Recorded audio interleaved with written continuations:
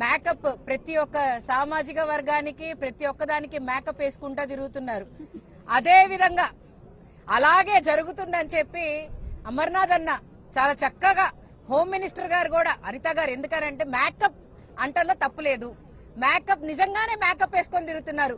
మీకు నిజంగానే చిత్తశుద్ధి ఉంటే మీరు ప్రభుత్వంలో వచ్చిన తర్వాత అహంకారం కాకుండా బాధ్యతగా తీసుకొని ఉంటే ఈ రోజు ఈ రాష్ట్రంలో మహిళలు చాలా సంతోషంగా బతికేవాళ్ళు.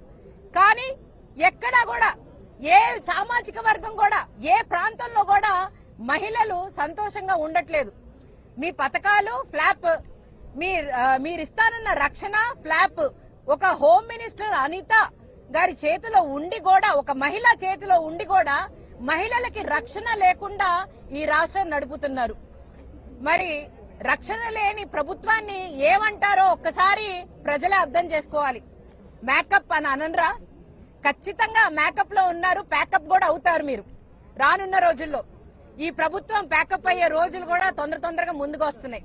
అదే విధంగా ఈ రోజు మీరు చూసుకుంటే మహిళా కమిషన్ ని ఏ విధంగా వాడాలి, మహిళల సమస్యల గురించి, మహిళలకి జరుగుతున్న మోసాల గురించి, అగత్యాల గురించి, దాని గురించి మాట్లాడాలి తప్ప ఒక వ్యక్తి గురించి, ఒక వ్యక్తి వ్యక్తిత్వం గురించి వచ్చి కంప్లైంట్లు చేస్తున్నారే.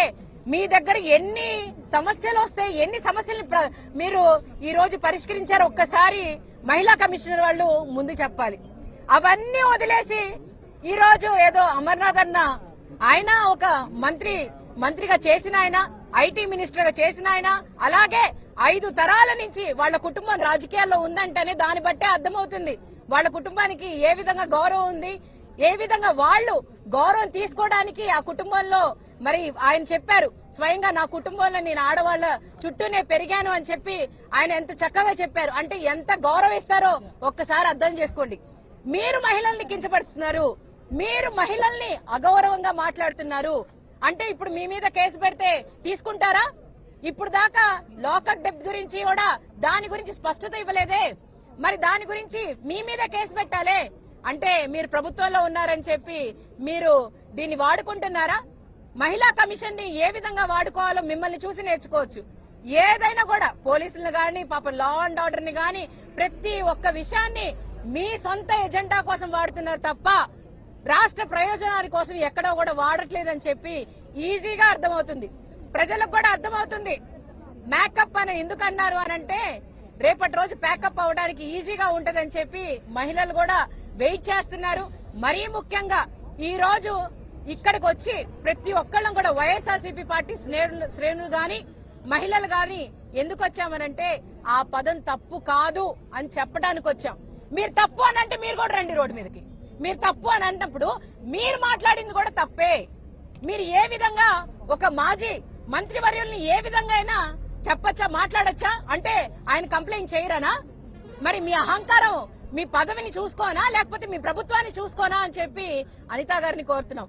ఖచ్చితంగా ఈ రోజు మీరు ఈ టైం వేస్ట్ చేయడం కన్నా ప్రభుత్వం మీద దృష్టి పెట్టి, ప్రభుత్వంలో ఉన్న మహిళలకి జరుగుతున్న మోసాల మీద, మహిళల మీద జరుగుతున్న అగాత్యాల మీద ఫోకస్ పెట్టాలని చెప్పి అనిత గారిని కోరుతూ, అలాగే వైఎస్ఆర్సీపీ పార్టీ ఖచ్చితంగా ఇలాంటి దానికి, ఇలాంటి వ్యాఖ్యలకి, ఇలాంటి దానికి దూరంగా ఉంటామని చెప్పి, అలాగే మీ దాంట్లో ఇందాక మరి ఎమ్మెల్సీ గారు చెప్పారు ఎంత మంది మహిళల మీద మీ ఎమ్మెల్యేలే స్వయాన ఇక్కడి నుంచి దగ్గరే గుంటూరు ఈస్ట్, మరి మీ మహిళలే మీ పార్టీలో ఉన్న వాళ్లే, బయట వాళ్ళు కూడా కాదు.